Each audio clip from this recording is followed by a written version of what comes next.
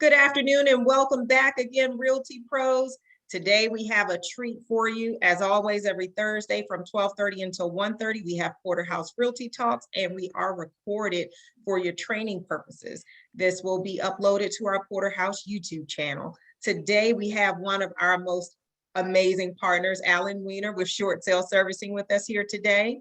We had a segue into this conversation last week when we began talking again about short sales, and over the next couple of weeks, you guys are going to be very well adept. He's going to teach you all about short sales, what you need to know from the processing side as a listing agent. And then we're going to go the next week into how to market for short sales also. So get plugged in. As always, our trainings are interactive. So any questions that you have, any comments you have, feel free to engage in conversation. If you have anything right now, you can go ahead and put them in the chat. And we are going to go ahead and begin. Alan, I'm turning it over to you. Thanks, Jasmine. It's always great to be with you. As Jasmine said, I've been working with Jasmine for too many years for either of us to remember. And it's just always been a pleasure to work with wherever she's been. And it's so great to see that. I went over and saw her live and in person, I guess 2-3 weeks ago or so. And I think it was the first real meeting I've had, first real hug I've had outside of my family in like a year and a half. So it's always great. And what was amazing is how many business cards there were in your hallway of how many agents were. It was just shocking to me. Well deserved, because they run a great shop and she does a great job. So it's a pleasure to be with you guys.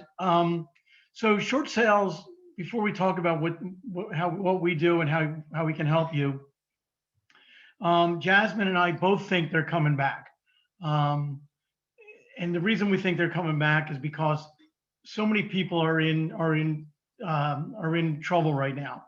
And the banks are just starting, because of the moratorium, because of COVID, the banks are just starting to come after them.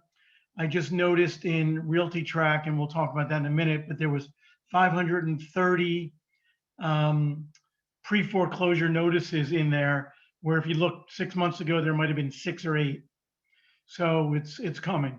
Now, if you look 2 years ago, there was probably 1,500, but they're coming back. So 500 or so in Prince George's County just right now. And by the way, any questions, just interrupt me. Feel free either to put in the chat or just start talking and I'll stop and answer your question. So what we do, we will process your short sale from beginning to end. We will process your short sale from beginning to end. Basically, once you either have a listing or going to go on a listing appointment, you get us involved and we will start working with your seller from that point on.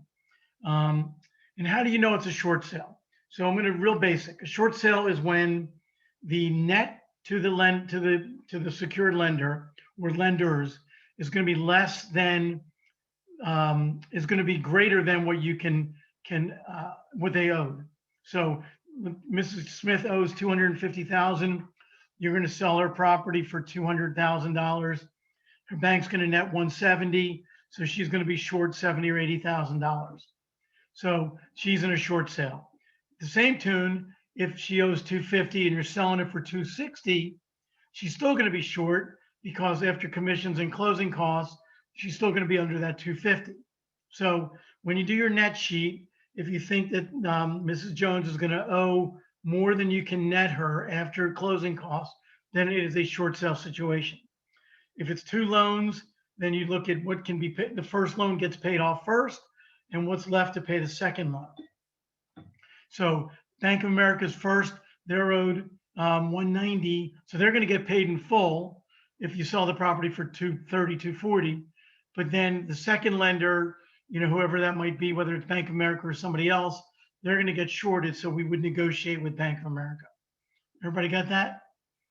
And it includes any judgments, liens, tax liens, anything that might be on title, HOA liens, which we'll talk about shortly.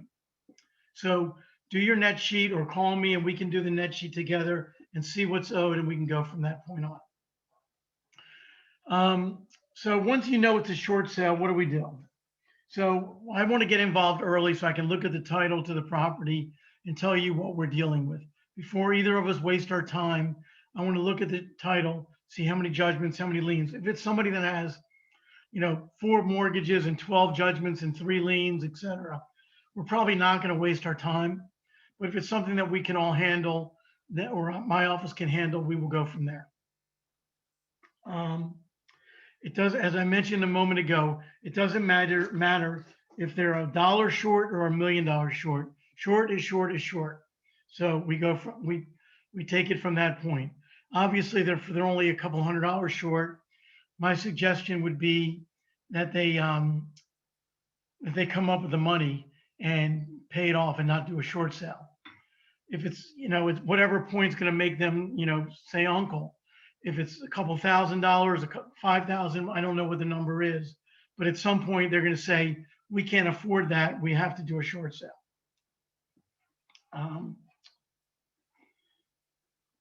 So when we get involved with the short sale, what we do is we'll check the title, and then we'll start working with your seller to collect documents.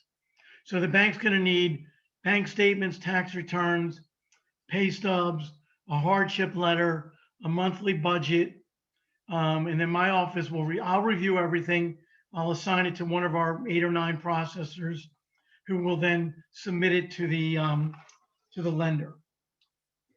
Once the lender is involved, they will start reviewing the financials, and all the while you are now looking for a buyer.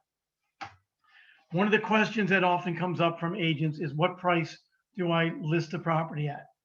Pretty simple, list it at market. Banks are not going to give it away.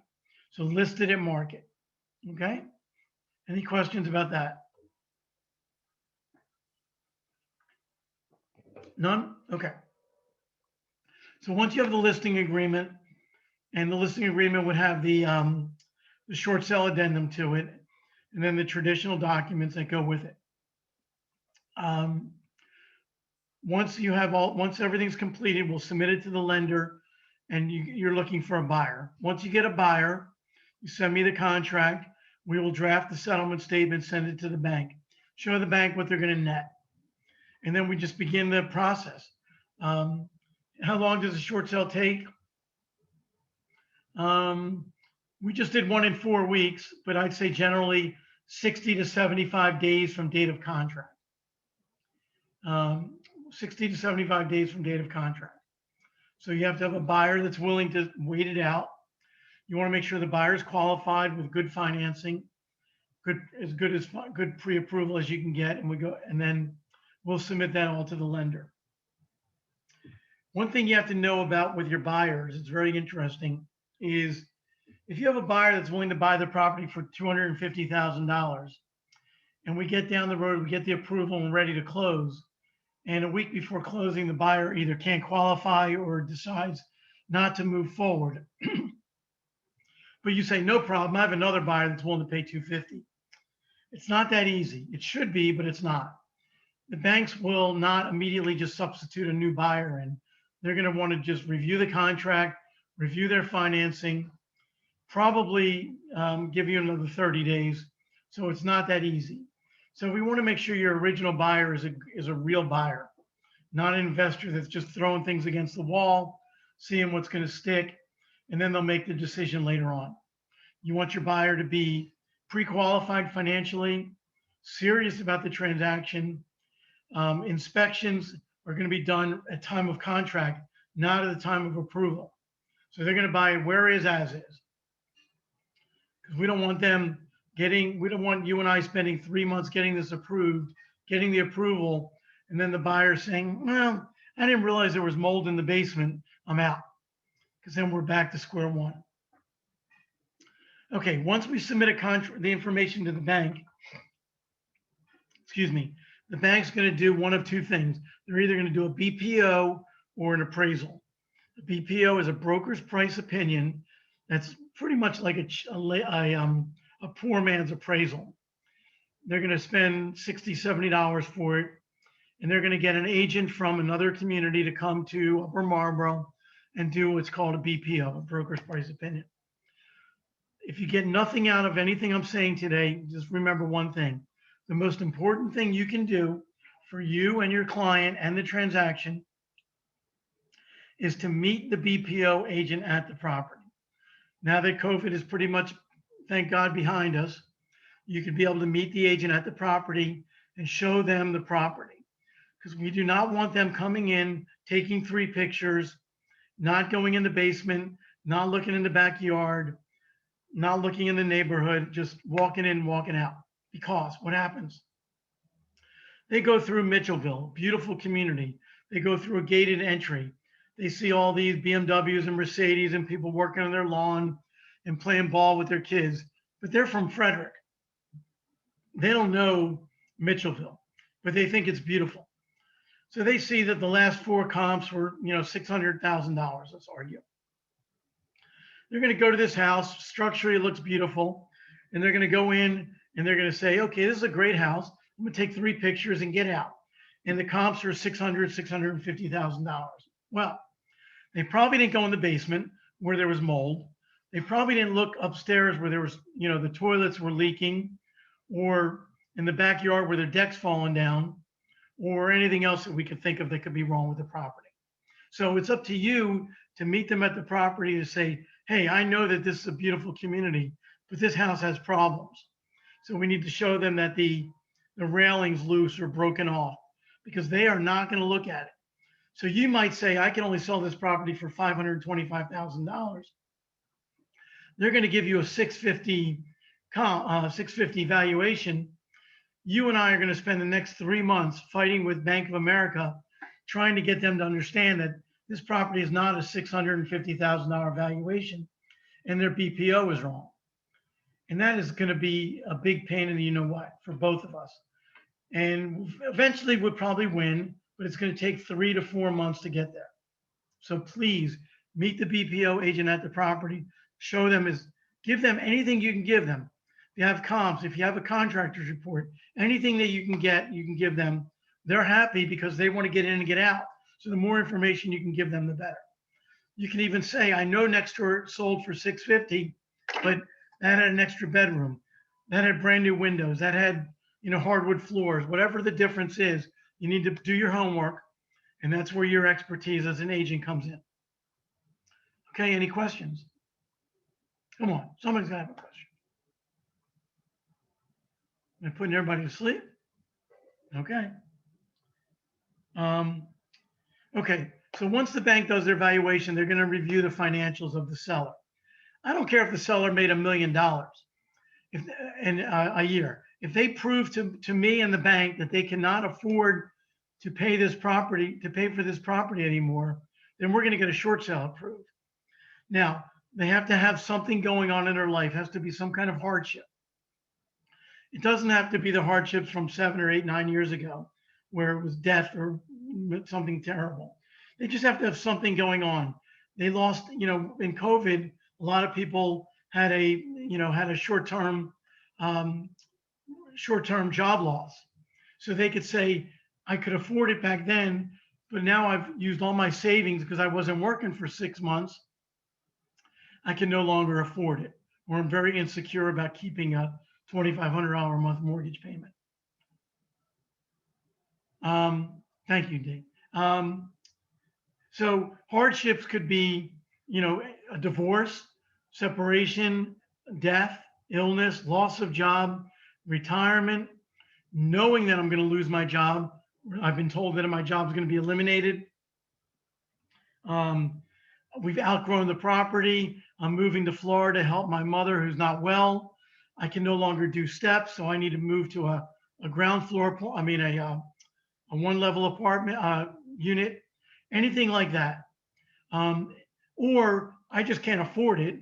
I was working, making, $80,000, and now they've cut me back, or I've lost my job, or I got a new job, and I'm only making $65,000 now.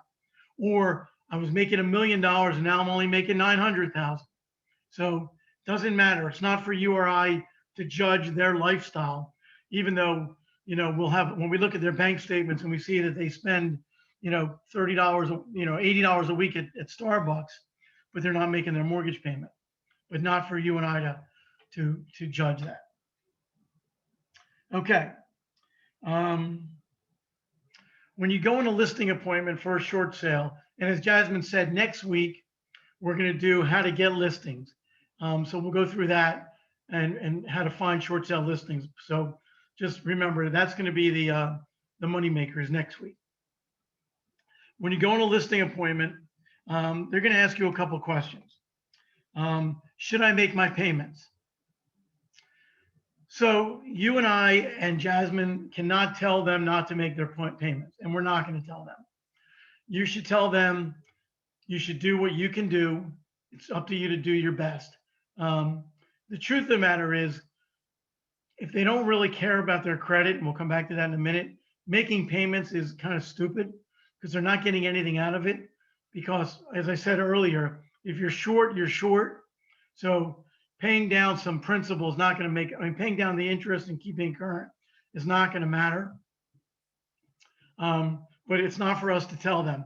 You can tell them they're not getting any real benefit from making their payments, but they will preserve their credit for a bit longer, but it's up to them. If they have to choose between putting food on the table, paying tuition, or paying their mortgage payment, they have to make that choice. Back to hardship for a minute, I did leave something out. They might have a hardship because their child has to go to a special school they have to pay tuition for. That would be a hardship also. Another one hardship I left out is the neighborhood's not safe anymore. We moved here, but the neighborhood's changed. My kids can't play outside, or I lived here when I was single or I had one child. Now I have 2 children or 3 children. We've outgrown the house. So I just wanted to throw that in. So you know how to answer them when they ask you about making payments. The other questions they're going to ask you is, when will I be able to buy another property again? And as Jasmine and I said, we've been doing this a long time together. So we've been through cycles. So the answer is 2.5 years or so.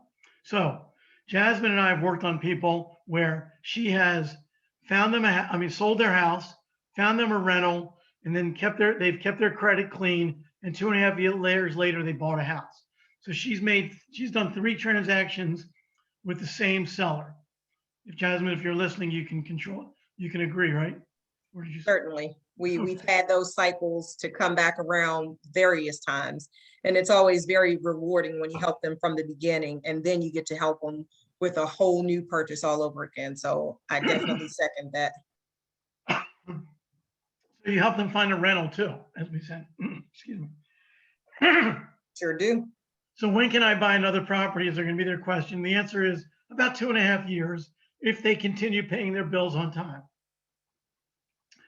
The next question they're going to ask you is, and you may have the same question, is my neighbor did a short sale, or I looked on the internet and it said, well, God, I might can get some money for doing a short sale. Hold on, I got some. So people, and the answer to that is that train has left the station. So back under, God, it's now 3 presidents ago, George Bush and Obama, banks were giving people that lived in their principal residence, they were giving them up to $10,000 as relocation incentive. And the reason they did that is because they said, my goodness, these people are losing their house. Now they're going to sell their house. We're going to put them on the street and they don't have any money to get to a rental. So it's all we're doing is solving one problem and creating several others. So let's put them let's give them $10,000 so they can go rent a property and put the security deposit down and first month's rent. So under Bush and Obama, that was great. Under our last guy, it went away. And Biden has really not talked about it. I guess as of now, it's not really a problem because short sales are not so prevalent. My guess is if in fact it becomes an issue again, they will try to get it through. In the meantime, it's a negotiation for us. So we ask for $10,000 on every deal, and we see between 0 and 5. We're not seeing a lot of 10s. We're seeing between 0 and 5. And there's no rhyme or reason to it. Some people, you might have Mrs. Jones who is sickly widowed, getting chemotherapy treatments, heaven forbid, and having all kinds of problems, and needs the money to go rent a house, and the bank's not going to give it to her. Might have another person whose income went from 400,000 to 330 and can't afford their $800,000 house in Mitchellville, but the bank's going to give them $5,000. So there's no rhyme or reason to it. So I wish I could tell you what the secret is, but there's not. Okay, so we know they're going to ask you about making payments. They're going to ask you about when can I buy another property. They're going to ask you about can I get any money. They're going to ask you how long can I stay in my house.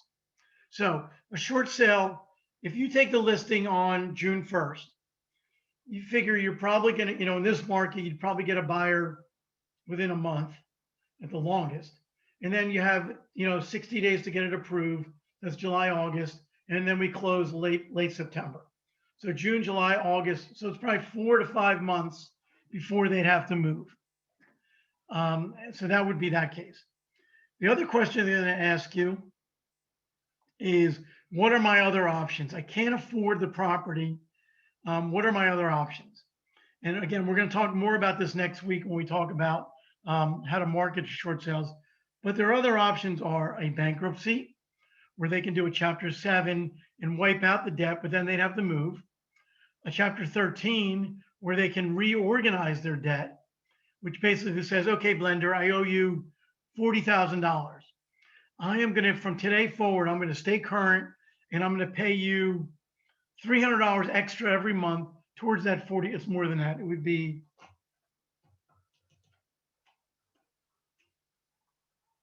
$800. You can spread it out between 48 and 60 months, the arrearage.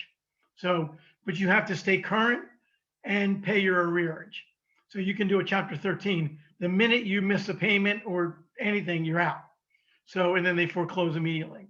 So it's not a great option. It also costs about $3,000 to hire a bankruptcy attorney. The other choice is to do a modification. They can go to their lender and say, hey, I need to do a modification. But if they can't afford it, or if they're having a hardship, the bank's not going to do a modification for them. Now, we're talking about modifications for a minute. Anybody that's been in the COVID relief mode since, I guess, March of last year, so what's that, 15, 16 months, has not been making their payments for 16 months. So that's, and interest continues to accrue. So that's $40,000 or so they owe. Now comes June 30th, which is in 20 some days from now, the banks are going to start calling on those loans and saying, okay, Mrs. Jones, what's your plan? Are you going to be able to write us a $40,000 check, or are you going to start making your payments? If you can make your payments, we will add the $40,000 to the back end, and you got to be current on every payment. And once you make your 3 payments on time, so if you make, August, September, and October on time, then we will allow you to add that $40,000 to the back end, and we will do a modification. But if you miss any of those 3 payments on July, August, September, you're out, and we are foreclosing immediately. Okay, everybody got that? Okay, so those are where the opportunities we think. Alan, would you say that one more time for me, please? I'm going to include that in the notes for everyone as well. Okay, so anybody that's had relief under the COVID acts will have basically has had 15 or 16 or 17 months of no payments. But now the banks, come June 30th, the banks are going to say, okay, Mrs. Jones, what's the plan? The plan is either I'm going to write you a check for the full $40,000 or so I owe you, or I want to start making my payments and I want you to add the $40,000 to the back end. If you add it to the back end, if that's what you want me to do, Mrs. Jones, Bank of America will do that. But you got to prove to me that you're going to make 3 payments on time before I do that. So you got to make your July 1st payment, your August 1st payment, and your September 1st payment on time. If you do that, come September 1st, when you've made your payment, I will add the $40,000 to the back end. And if you owed me $250, you now owe me $290, but we're not going to foreclose on you. Okay? Now, Yes, perfect. I've been doing Hey, this. Alan. Yeah, sure. Hey, Alan. Hey, this is Curtis. Yeah, Real quick question. So June 30th, is that the official date when the banks are going to start, basically calling on these folks? yeah, the COVID relief bill ends June 30th. Okay. Okay. So All right. we think that what's going to start hitting the fan Exactly. because, and I've been doing this way too long, but what I will tell you is those people that have not made their mortgage payment, they have not saved $40,000. Right. I Yeah. promise you that. I might not know a lot of things, but I promise you, if you say to them, "Where's that money?" I don't know. It's gone. Right. Yeah. And now they Okay. got, and the other thing is, they've been fat, dumb, and happy because Bank of America has not been calling them. So now that they're going to start calling them again, they're going to start squeezing them. That's why I told you, Realty Track in Prince George's County has over 500 pre-foreclosures in there right now because the banks are getting ready because notice of defaults in Realty Track are the first step in foreclosure process. So in December, there was 8 or 10. Now there's almost 500 and some, there's over 500 and some. It's because the banks know come July, we are going to, we got to get our money back. We got to start collecting some revenue. These banks have not been collecting Right. revenue 16, 18 Yeah. months. I read, I thought I get these on Sundays, I get the New York Times and the Washington Post. And about 3 weeks ago, there was an article about defaults. Default rates are the highest they've ever been, believe it or not. The economy is in relatively good shape and people are selling their houses, but the default rate's the highest it's ever been. And I kept the business section from the Washington Post, but it was in the business section of the New York Times. I missed it. I didn't keep the right article, and I need to go back and find it. But it was the default rates were the highest they've ever been, and they were astounding numbers for the African American community. It was just astounding, and I'll find those statistics and I'll bring it up to you next week. So, in a predominantly African American county like Prince George's County, the default rates are way, way, way up. And even though property values are up, people are, and now they haven't made their payments for 40, if they have a $400,000 mortgage, at $3,000 a month, they're $40, $50, $60,000 further in debt. So, and when we talk next week about how to market to these people, I will show you, like I'm just pulling up one right now, just because I wanted to look at it. There's a property on Asset Drive in Landover that the loans are over 400,000 and the value of the property is 405, 420. And that's even before they talk about any arrears. That's what they can that's what the lender has seen. So, and then remember, it's going to continue to, because it takes about 4 months to do a foreclosure in Maryland. So there's a perfect short sale. The owners of Asset Drive, they don't have any choices. Either they're going to write a check or they're going to lose their house. Yeah, that's great. Well, I mean, it's not great, but it's funny. We always say that's great. I always joke that I need one more good, recession. And people say, "A recession? Well, it's good for my business. I don't really wish it on anybody, but But at the end of the day, Curtis and everybody else, I will tell you, as Jasmine mentioned earlier, we're all doing this. We get up in the morning and put on our, whatever we do.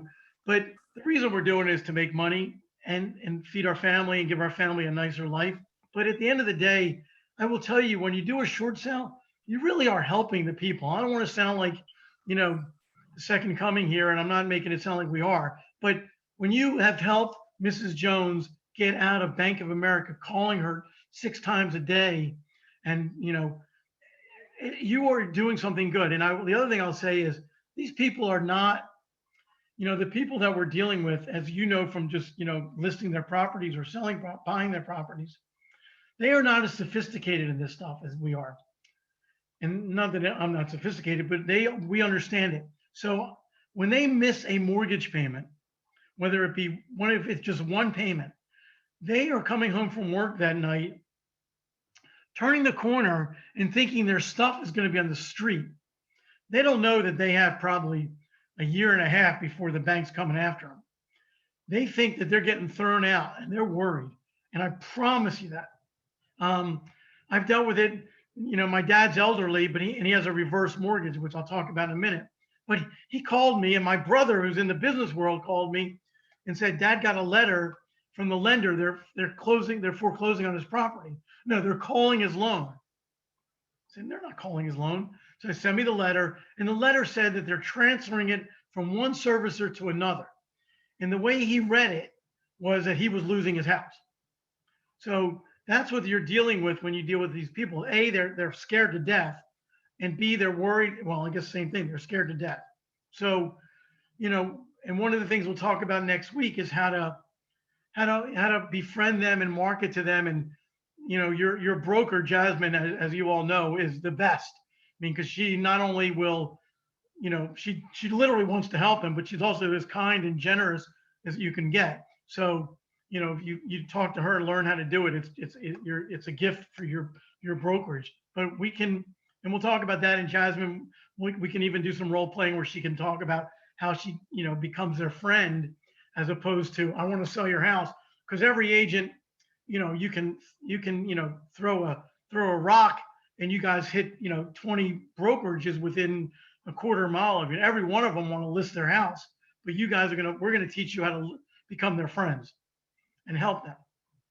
Okay, so enough of that.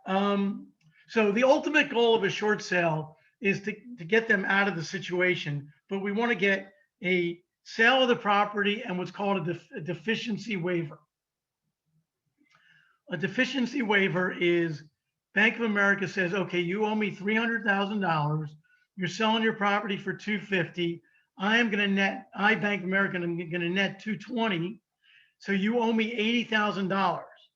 What am I going to do with that $80,000? So we will negotiate what's called a deficiency waiver. The bank will say, Mrs. Jones, forget the $80,000. We are not coming after you. So we're not coming after you for that $80,000. We will waive that amount. And we will get that in probably 99% of the time. The times we're not going to get it is when the bank or the lender is a credit union, or the seller is an investor that has a lot of properties, and he really doesn't deserve it. And the bank might say, we're not coming after you for the 80, but we want you to pay us $5,000 today, or sign a promissory note for $100 a month for 3 years or something like that. But if it's a credit union, again, they're not going to come after you for the full 80, but they're going to generally come after them for something. And we will try to get a definitive number on that. But when I talk to your seller up front and they tell me that their lender is State Employees Credit Union, I will let them know what the issue is and that they might have to deal with that so they're not surprised at the end. So when they do a short sale, as opposed to a bankruptcy or foreclosure, it will not affect their security clearance. Living where we live, we have a lot of people that have security clearance, whether military or government. And if you do a foreclosure or bankruptcy, not only do they lose their house, but they lose their job. And with a short sale, you're not going to do that. Now, I can't swear to you that, you know, the person with the highest security clearance there is in the government won't have an issue. So I always tell people, my history is it will not affect your security clearance, but I strongly recommend that you speak to your superiors to find out, because it gets reported to the credit bureau as paid and settled. It's not an open item. So it doesn't look like you're a dirtbag, just means like you haven't been, that you reached a settlement with the lender. Your credit will go down about 80 to 90 points. So if we settle in September, in October, your 650 might be 570, but in 3 to 5 months, it's going to go back up and you'll be back at 615, 620 again, if you're a good citizen and you're paying everything. So our fees are paid by the bank. We're not coming after you for any money. We're not coming after your seller for any money. We're not asking the buyer for any money. Some of these negotiation companies that do this stuff, you'll see, and it amazes me. So the property is $200,000 in the MLS, but it says buyer will have to pay $5,000 as a negotiation fee to the negotiation company. We don't do that. We're paid by the bank. I'm the owner of the company. You have my word that a deal, and Jasmine can attest to this, you have my word that a deal will never be held up over our fee. True transparency, we ask for $5,148 on every deal. And we're averaging this year, well, in the past, we've averaged about $2,700 a deal. This year, we're averaging over $3,600 a deal. Don't know why, but we are. So the Good bank. job. You guys work hard. What's that? Deserve, I said, good job. You guys work hard. You deserve an increase. Oh, there's fewer deals, but we're making more money, so it's good. But thank you. So we will. So the bank comes back. As I said, we asked for $5,148. They come back. We might push them a little bit here and there, but at the end of the day, we take it. We will not hold up an approval. When you go on your listing appointment, and if you want me involved, call me and say, hey, Alan, can you be available at 3 o'clock tomorrow? I'm meeting with Mrs. Jones. I want you to help me explain the short sale. I'll be glad to. In the meantime, I'll check her her title, see what's going on with that. When you do a listing, and Jasmine, I'll need you to chime in here. I would prefer you list your side at 3.5 and 2.5 to the buyer side. You agree, Yes. Jasmine? Yes. And we do that for a couple of reasons. A, there's always going to be more work on your side as a listing agent in a short sale.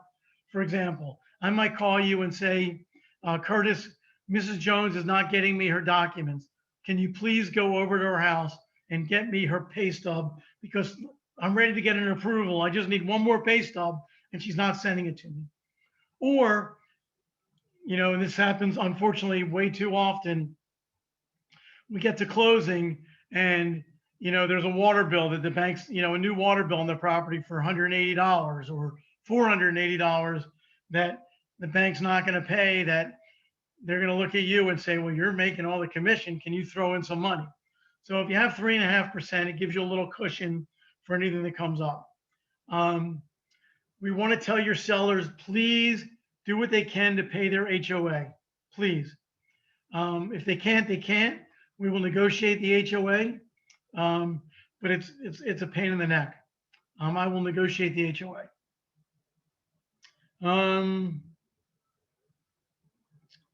We will, once we're involved, you'll hear from us at least weekly. So what we'll do is every time we make an entry on our file, one of our processors, it goes to you as the listing agent and the seller. It says, spoke to the bank today. They've got a full package getting ready to submit to underwriting, follow up in 4 days. You'll get that. So you'll be fully in communication. You can call me, email me, but at the same point, you'll get automatic emails that tell you what's going on with the file. We do not like to give information to the buyer's agent. We leave that to you to give the buyer's agent what's going on because we just don't want them to know. It's just none of their business, really. Just we'll let you know when we have an approval. That's it. It's important that you keep your buyer engaged so that they know that things are going along well, and Mrs. Jones is cooperating, that we're in negotiations, and we hope to have an approval within 30 days. When you take a contract on a listing, it's going to be a short sale. Let me just make a note real quick. 1 second. Something I don't want to forget about talking about. When you get a listing, when you get a contract, no contingencies. No, got to sell my house. No. We want to make sure they're real and that they're serious because, like I said earlier, we're going to waste a lot of time with the buyer if they're not serious. The other thing that happens, and again, we're going to talk more about this next week, but reverse mortgages. Reverse mortgages, for anybody that doesn't know, is a mortgage basically where someone over 62 can use the equity in the property to pay the mortgage going forward. So you have a property that's worth $500,000. You have a $200,000 mortgage on your property right now. You pay off, you take a new loan, a reverse mortgage, you borrow $400,000, you pay off your 200, and the extra money that you're getting is used to pay off pay your mortgage payment every month without you having to write a check. So it's great for you as a homeowner. Your kids might not like it because you're using all the equity up in your property, but you don't have to make a mortgage payment. At the point that now the actuaries that do the numbers have figured out that the lender, will make money as long as you don't live past 83 years old, whatever that might be. So at 85, if Mrs. Jones is still living there and is now either passes away or has to move to a senior housing, she's now underwater on her property. So perfect opportunity for a short sale. Lender is happy to do a short sale because it's their only way out of the mess. So they want to do a short sale. So if you know anybody that has elderly parents or grandparents that have a house, if they have a reverse mortgage, it's a perfect opportunity for you to get a listing agreement.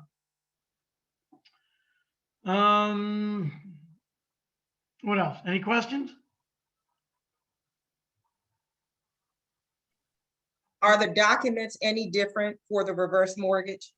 Do you need anything different from us or from the seller so that Yes, we can they are. properly Good advise question. them? Good question. Yes, they are different because basically they're very limited financials, especially if the person's deceased. Or if it's a traditional mortgage and it's an estate, you can do a short sale again because the seller, so if mom dies and leaves the property to me, and if she's underwater or has, I'm not going to want to pay her bills if there's no equity in the property. So I'm just going to say to the bank, you can take it, or Jasmine, list my property, sell it as a short sale. The bank's not going to want, it has nothing to do with my financials. So they're not going to ask for me to give them a bank statement or my tax returns, only to do with my mom's. So they're not going to ask for any of the financials in that situation either. Thank you. So again, anybody, believe it or not, I know people that go through the obituaries looking for people that died, cross-referencing in the land records, seeing if they owned a house. Sounds a bit morbid, but hey, a lot of real estate agents out there doing that. Okay, so next week, we're going to talk, and I'm going to pull up my screen for next week. We're going to go through Realty Track and how to use that for leads. So if anybody is not familiar with Realty Track, before that, it would be really helpful if you kind of look at it or send me a question or ask Jasmine, and then we'll go through that in depth, how to get listings.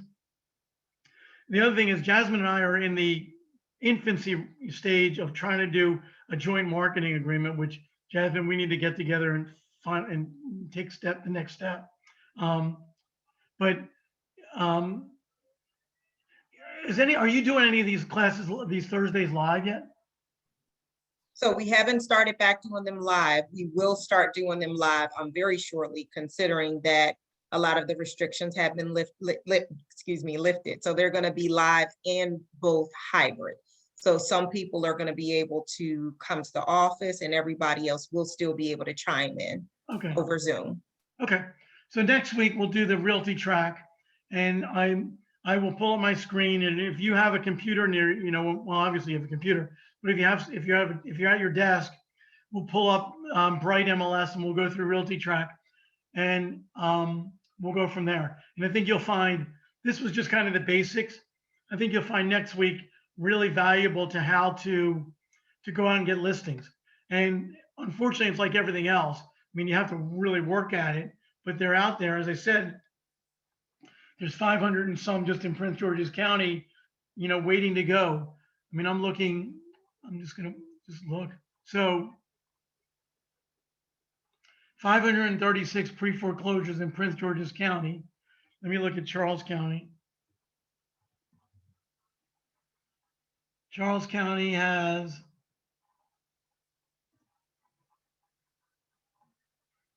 only 53. Interesting. But there was, interesting, only 53. What other counties do you do a lot of work in? Anne Arundel County, Howard County, Howard County. Howard County. And I got remember, 18. we're catching up. We're not there yet. So we're just catching up. Howard County only has 44, but they were all entered after April 19th. Anne Arundel County. So it kind of just furthers what I said about Prince George's County having 500 and some. And Anne Arundel County has 114. And then as you go further south, Calvert County, not a lot. So you know, there's enough in Prince George's County and Howard County and Anne Arundel County to kind of get this going. So tell your friends next week's the week that we're going to learn how to get these listings and start making some money. Excellent. Jasmine, you and I should get together to talk about our next step. I'll send you an email so we'll just remind you maybe next week. Perfect. Let's do that next Anybody have any week. questions? I have something. If they don't, I want you to speak to a couple more pieces before you go. Oh, okay, sure. You guys think about some questions. I know this has been a lot of great information, but I want to ask in terms of the short sale, Alan, speak to any fees that the seller is not able to pay or the buyer will have to pay as it pertains to short sales, or fees that are not allowed. Is there anything that's different with the short sale than a standard sale? So if you get a buyer that's a FHA buyer, as you know, the bank might come back and say, the buyer's lender might come back and say, we need these 5 things fixed. They might only cost $600, but the seller's lender is not going to pay them. So someone, seller, agent, is going to pay that $600 to get them fixed. That's one of them. HOAs. So if the seller has substantial balance in HOA, the bank's not going to, their lender's not going to pay it, because remember, if they take it to foreclosure, they only have to pay 3 months by statute. So they might say, we'll pay, 6 months because we'd rather do a short sale than do a foreclosure. But this person owes 3 years, so where does that money come from? So I negotiate with the bank.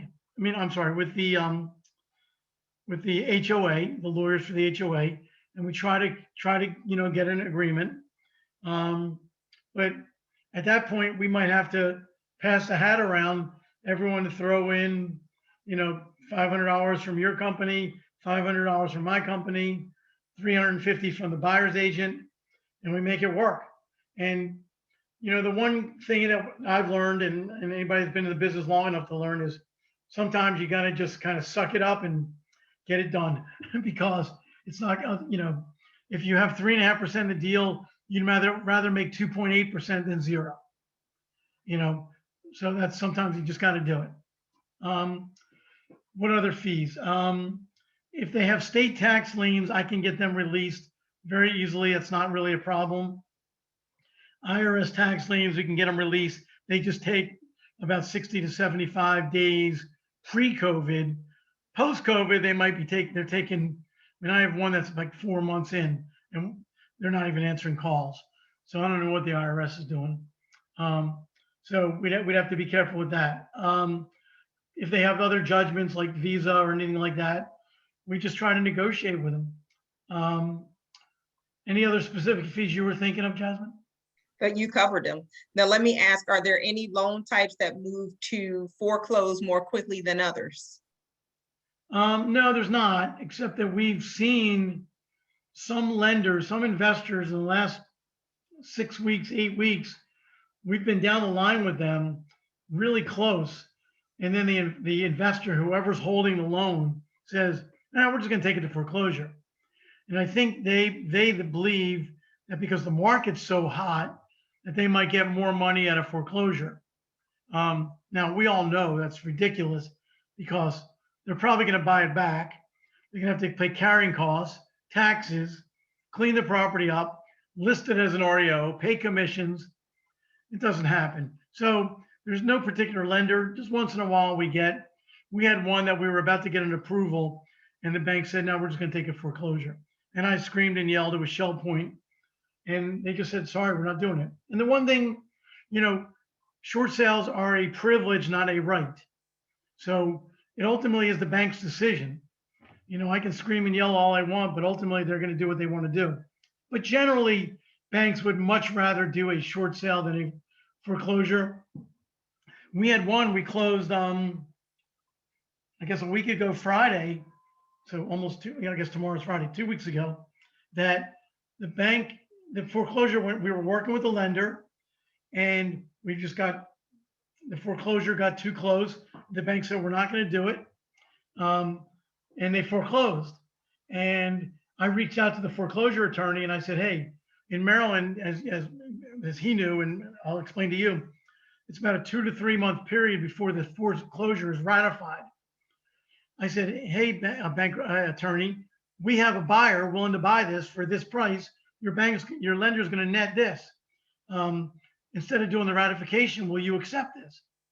And he got back to me and he said, yeah, if you can get, as long as you can get us a net of 275 and you can close within 45 days, we'll do it.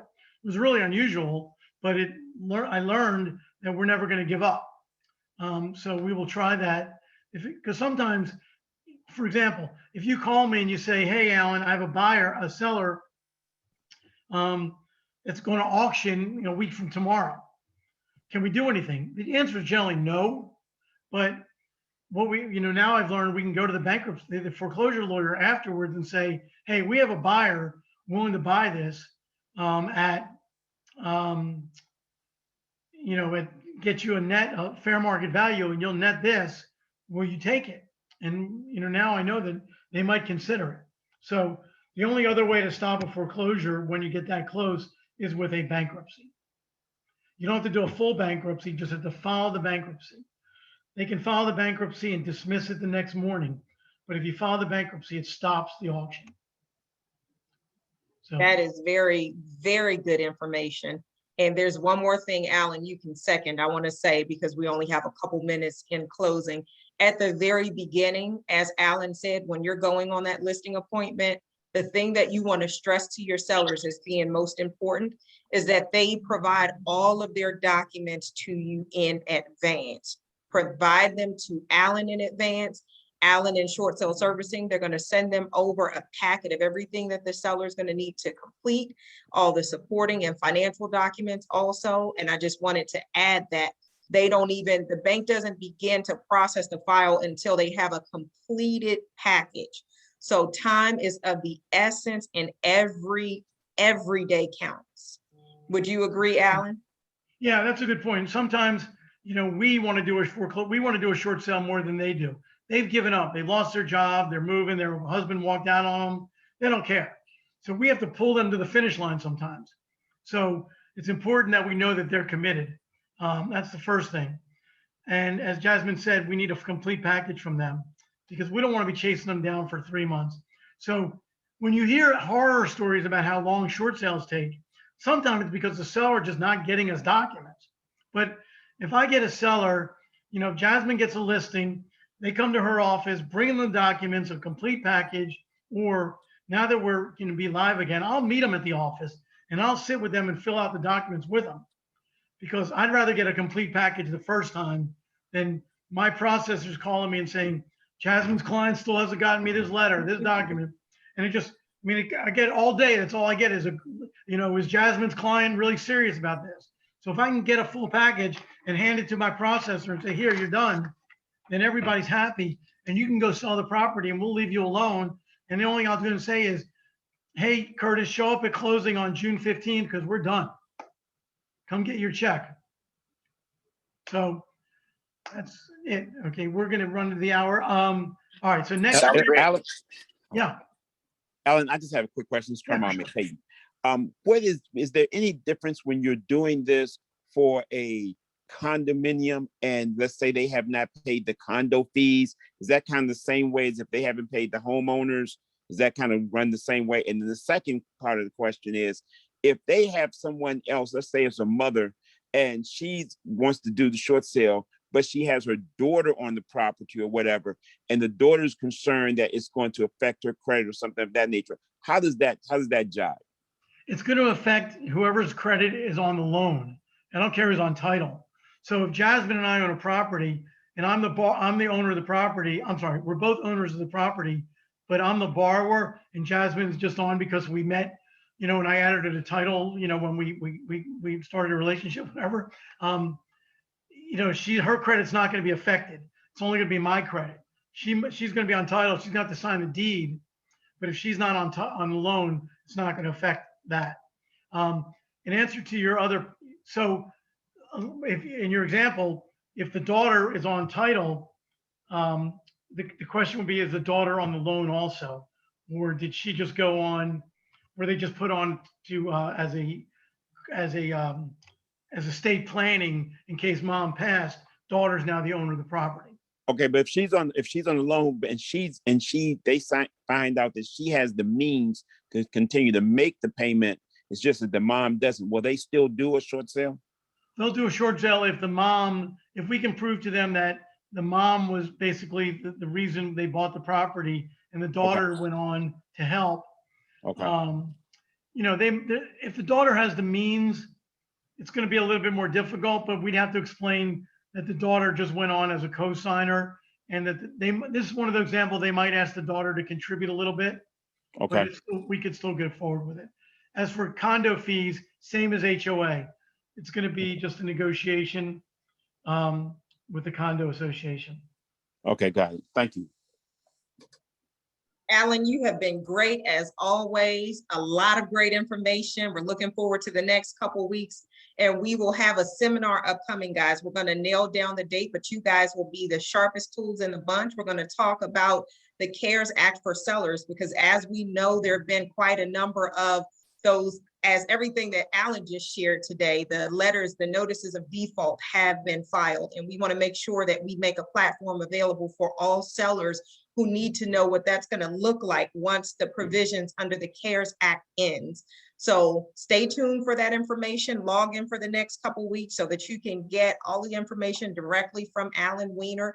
If you guys need anything, give me a call. We're going to go ahead and end for today. We're about 2 minutes past time, so apologies there, but thank you for joining us again for another week of Realty Talks. Alan, we're looking forward to seeing you again next Thursday. I just send everybody my email address. I put it in the notes. So call me or I'll put in my phone number too. Feel free to call me or email me with any questions. And thanks for having me. I look forward to next week. Thanks, Jasmine. Excellent. You're so welcome. See you next week. Be well, everybody. Thank you, Alan. Thank you. Good night.